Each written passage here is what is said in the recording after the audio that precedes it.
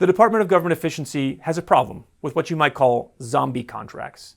These are federal contracts that DOGE claimed credit for killing, but which later came back to life and have inflated the value of what DOGE has actually cut. This is our latest in a series of stories on DOGE's wall of receipts. Every contract the federal government has is entered into a contracting database that the public can search. And what we did was look at all the contracts that DOGE said it had canceled, and then look for updates. At least 40 of those contracts had already been reinstated by the federal government. Federal agencies revived them, paying the same contractor to do the same work, usually for the same price as before.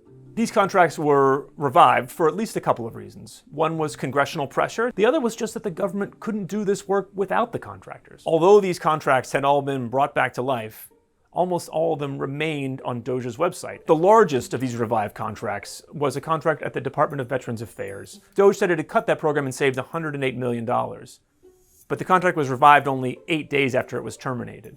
As of the filming of this video, that contract is still on DOGE's wall of receipts, listed as canceled, and saving taxpayers $108 million.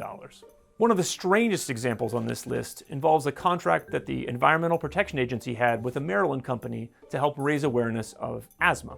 DOGE said it was canceled, saving about $6.7 million. But when you look in federal contracting data, you'll see, yes, it was canceled for about 2.5 hours. The EPA canceled this contract on March 7th at 4:30 in the afternoon, and they'd revived it before 7 p.m. the same night.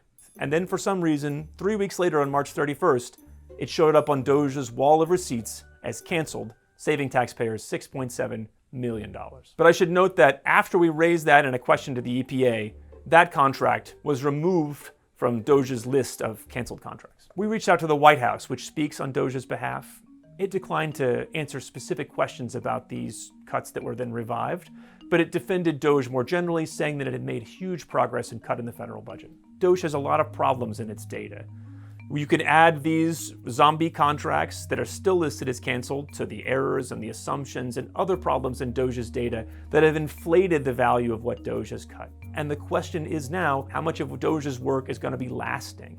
And this, I think, is a signal that these contract cancellations, seemingly the most concrete thing they had achieved, even that may start to erode away as the federal government realizes, wait, DOGE cut something that we can't do without, and those contracts start to be revived.